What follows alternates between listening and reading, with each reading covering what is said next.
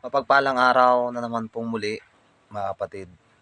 Shoutout po sa inyong lahat, sa mga ka-GC ko, sa mga tinuruan ko, sa mga kaibigan ko, sa mga followers, then sa mga subscribers ko po. Shoutout sa inyong lahat. Magandang ah, hapon po sa lahat. Ayan mga kapatid, alam kong nabit naman kayo. Gaya sa nang sinabi ko na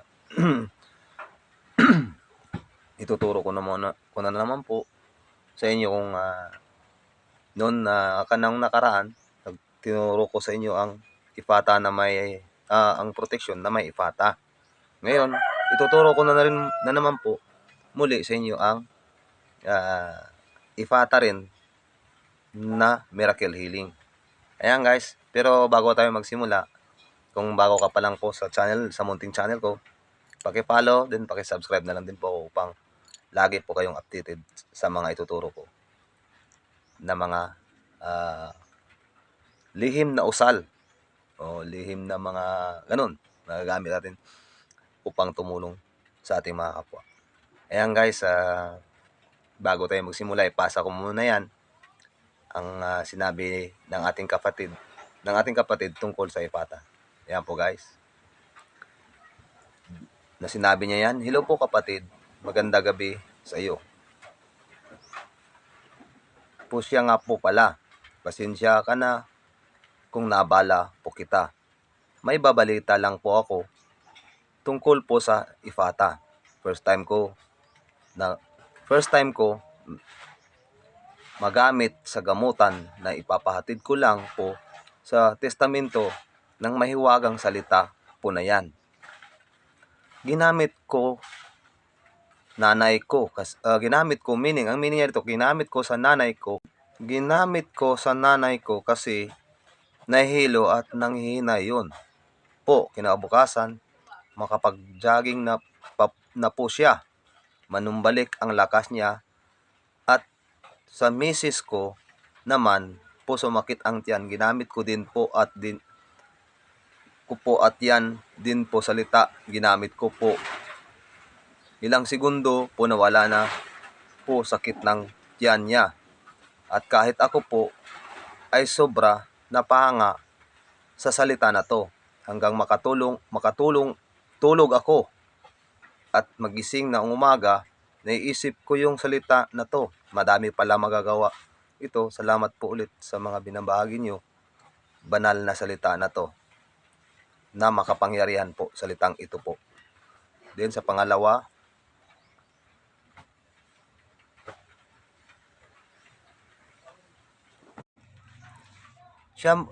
ito yung pangalawang sinabi niya. Siya nga po pala, sinunod ko po yung bilin mo sa YouTube channel po ninyo, nadasalin ko yung IFATA po na yan.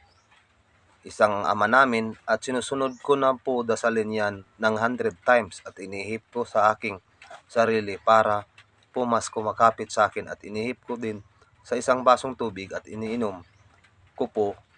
Dinagdagan ko ng paraan para mas lalo magkabisa po. Salamat po ulit kapatid. Pagkakaingatan ko po ito salita na yan. Ayan guys, so ngayon narinig niyo na at nababasa niyo na rin po. Yan ang isa nating kapatid na pinersonal ako sa messenger ko at mismo siya nagamit niya ng IFATA. Nabasa at nakikita niyo na rin po na isa sa mga kapatid natin na sinadya talaga ako sa messenger upang magpasalamat tungkol sa IFATA kasi nagamit niya sa nanay niya na gumaling yung nanay niya at saka yung asawa niya or yung misis niya. Ayan guys, gusto ko sanang ituro sa inyo ang miracle healing pero medyo mataas na ang video kasi maliit lang kasi storage ng CP ko. Ayan guys, sa mga nagtatanong, ayun hindi ko lang may pasa rito pero maraming nagtatanong kahit sa Facebook ko maging sa YouTube channel ko na ano ba ang meaning ng magsarado kasi may pambukas, IFATA, tapos ang magsarado naman. Ayan, actually ipasa ko muna ng malaman nyo po na kung anong ibig sabihin ng magsarado. Yan po, ipasa ko. So, Daniel 12:24. Na sinabi niya dyan, ngunit ikaw, O Daniel, isara mo ang mga salita at tatakan mo ang aklat. Hanggang sa panahon ng kawakasan, maraming tatakbo ng paroot parito at ang kalaman ay lalago. Ayan guys, nakita nyo na rin po ang ibig sabihin ng magsarado. Kasi ang salitang yan na magsarado or isara mo ang aklat at takpan or silyuhan, ang nagpadala ng salitang yan ay pinadalhan ng salitang yan ay isang anghel na si Anghel Michael or Mikael. Yan guys, doon yan lumabas sa lumang tipan. Lumabas ang salitang magsarado or isara mo at silyuhan doon sa kay Daniel or Propeta Daniel na sinabihan siya ni Anghel Mikael or Michael na isara mo, takpan mo ang aklat at silyuhan or tatakan. Yan guys, kunin natin ang punto niyan. Ito po meaning yan. Yan. So, ang sabi dyan, ang salitang Hebreo na galal, ginamit na isinalin na sa roll up, roll away sa English. Malagang ibig sabihin ay isil o itago ang isang bagay hanggang sa ibang pagkakataon sa kontekstong ito. Mga pangunahing punto tungkol sa galal, kahulugan ng ugat upang gumulong. Sa Daniel 12:4, ang talata ay nagtuturo kay Daniel na i-roll up ang mga salita ng propesiya at tatakan ang aklat hanggang sa panahon ng wakas. Ayan guys. So ayan, may pambukas na tayo at mayroon naman tayong pangsara. Ang galal sa salitang Hebreo, kasi Hebreo talaga lahat ng mga ipagtuturo ko rito. Hindi ako gumagamit ng Latin. May mga Latin ako pero Bible verse na yun. Yung mga mahalagang bersikulo na whole verse talaga ginagamit ko sa mga demonyo. Ayan guys, sa sunod na lang po rin ang ituturo ko sa inyo ang healing water or miracle healing. Yan po muna kasi maraming nagtatanong kasi kung ano daw ang ibig sabihin. Kung may pambukas, ano naman ang pangsarado? Ayan po, galal. So yan guys, ewan ko ba kung saan nyo yan gamitin. Pero alam ko mga kapatid, inulit ko po, may pambukas na tayo, may magsarado na, may pansarado na rin. Yan ang pinadala ng Diyos sa kay Anghel Mikael or Michael na ipinadala kay Daniel upang isara or isarado ang aklat at silyuhan.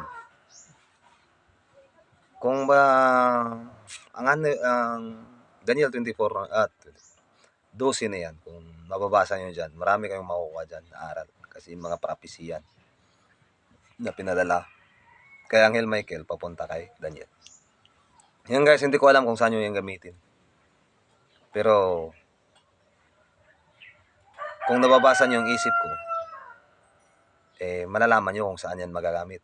Pero ito, para may guide na rin kayo, ginagamit ko lang talaga yan. Inuulit ko po, ang mga tinuturo ko, hindi yan gagana sa mga kaliwang paraan. Sa kanan lang po. Yan ang ginagamit ko upang silyuhan ang mga kapangyarihan ng mga mangkukulam. O kahit ano, mga demonyo. Sinisilyuhan ko sila. Sinasara ko or sinisilyuhan ko ang mga lagusan ng mga yan. Kahit sa truth combate. Basta malalaman nyo yan kung saan nyo yan gagamitin. Basta yan ang pansarado. Nasa inyo na yun. Basta lagi kong sinasabi sa inyo. Basta sa kabutihan lang po ang mga ibabahagi ko. Or sa kanang paraan. Gagana talaga yan. Tandaan nyo po. Hanggang sa muli. Mga kaibigan, mga kapatid. Ayan. Naway laging tayong gabayan ni Ama tungo sa ating mga misyon na tumulong sa ating mahal, sa ating mga kapwa. Yan guys. Salamat po once again.